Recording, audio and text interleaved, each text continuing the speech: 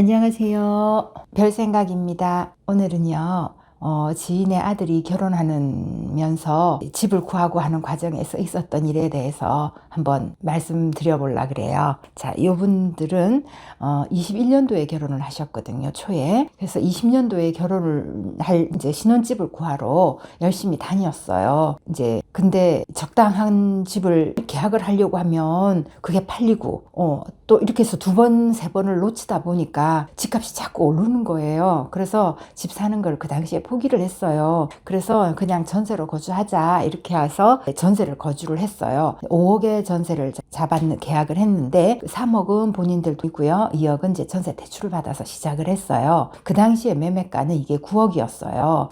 그 처음에 집을 알아보러 다닐 때는 한 7억 후반대도 있었거든요. 근데 그게 한 1년 사이에 그렇게 1억 정도가 확 올라버리니까 조금 사기가 힘드셨나 봐요. 그래서 이제 전세로 거주를 하고 이제 두 부부가 굉장히 연봉이 높은 직장에 다녔어요. 그래서 2년을 지나고 나니까 자기들이 이제 열심히 갚아서 대출을 1억을 갚았어요. 그래서 4억이 자기 돈이 된 거예요. 그런데 이제 재계약을 하려고 보니까 전세가 5천만 원이나 내린 거예요. 그러니까 주인이 5천만 원을 돌려주겠다고 하는 거예요. 그래서 5천만 원을 돌려준다고 하니까 괜히 기분이 좋은 거죠.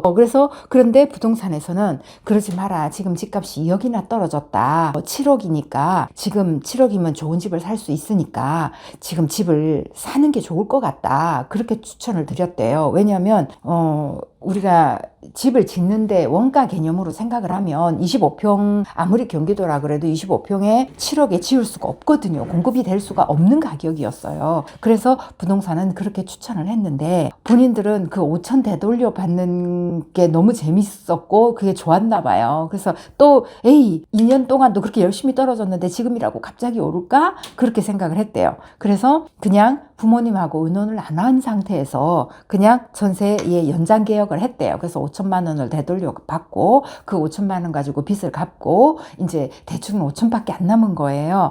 그래서 대출이 너무너무 이제 작아지고 없어지니까 기분이 좋았대요. 그래서 이제 2년을 거기서 살았어요. 2년을 살고 다시 이제 25년이 됐어요. 이제는 2+2를 다 썼기 때문에 그 전세금을 이제 많이 올릴 수 있는 상태잖아요. 그래서 집값이 어떻게 됐나 봤더니 전세가 6억 8천이 되어버린 거예요. 그래서 지금 4억 5천에 있었으니까 2억 3천이 오른 거죠. 아니 전세도 이렇게까지 많이 오를 수가 있나? 이분들은 신혼이었고 이 집을 처음 이제 하는 거니까 이렇게 전세도 많이 오를 수 있다라는 걸 몰랐대요. 매매가만 오르는 줄 알았대요. 그래서 근데 매매가는 얼마냐 보니까 9억 이 된 거예요. 그러니까 벌써 그 옛날의 고점을 한번 푹 꺼졌다가 다시 V자로 반등을 해버린 거예요. 그래서 다시 고점이 된 거를 내가 어떻게 이걸 어쩌지 이러는데 이제 남편은 이렇게 또 고점에 갔는데 또 V자로 내릴 것 같아. 그러니까 우리가 2년 전세를 한 번 더 살고 그리고 이제 이 집을 그때 이제 그냥 사는 걸로 한번 생각해 보자 이랬는데 부인은 아니다. 지금 집을 사야 될 것 같다. 그렇게 주장을 했대요. 근데 그 두 분이서 지금 어떻게 결정을 내리셨는지 저는 결과를 몰라요. 그런데 지금 지난 과정을 보면 이 부부가 2년 전에 그때 사셨다면 지금보다 2억이나 싼 가격에 살 수 있었잖아요. 사실 전세값도 지금 2억 3천이 올랐는데 그래서 이게 거의 집을 사는 거를 강요당하는 상황이 아닌가 그렇게 생각이 되더라고요. 근데 이게 사실은 선택이 아니고요. 이거 생존인 것 같아요. 왜 지금 집값이 오르는지에 대해서는 이 신혼부부는 그냥 경기니까 올라갔다 내려갔다 한다고 생각하는 것 같아요. 그런데 실질적으로 지금 집값이 내려갈 수가 없는 거예요. 왜 내려갈 수 없다라고 주장을 하느냐. 집값의 상승에 제일 중요한 게 통화량이에요. 그런데 지금 정권이 바뀌면서 어마어마하게 지금 통화량을 늘려요. 지금 문재인 때 코로나 그때보다 훨씬 더 많은 양을 늘리거든요. 그럼 문재인 때보다 지금 올해 26년이 아마 단군 이래로 제일 많은 상승률을 기록하지 않을까. 저는 그렇게 생각하거든요. 왜냐하면 화폐 발행량이 그만큼 많으면 집값이 그만큼 올라가는 거예요. 어쩔 수 없는 거거든요. 이거는 집값이 올라가는 게 아니고요. 그냥 통화 가치가 떨어져서 할 수 없이 집값이 올라가는 거예요. 통화 가치가 떨어진다고 생각하면 되거든요. 그 다음에 집을 공급을 많이 해줘야 되는데, 그래 공급을 해줄게 해놓고 3기 신도시를 보면 거의 임대로만 하겠다는 거예요. 웬만한 데 다 임대만 공급을 하겠다는 거예요. 그러니까 분양하는 주택은 더 없겠구나. 그리고 민간 재개발 재건축도 계속 규제를 해요. 계속 규제를 하니까 대출도 안 나오고 이러니까 사람들이 이주를 하려고 했다가 대출이 안 나와서 지금 또 약간 딜레이 되는 것도 꽤 있고 이러거든요. 그래서 분양가가 계속해서 상승하는 거예요. 이게 뭐든지 있잖아요. 규제가 많아지면 분양가가 상승을 해요. 자꾸 분양가도 상승을 하고. 그 다음에 지금 아주 구조적으로 집을 하기가 어려운 정책들을 여러 가지를 썼기 때문에 구조적인 문제예요. 이거는 뭐 어떤 거 한 개를 푼다고 해서 쉽게 바꿀 수 있는 문제가 아니에요. 향후 5년, 10년간 정도는 굉장히 공급하기가 힘든 구조예요. 구조 자체가.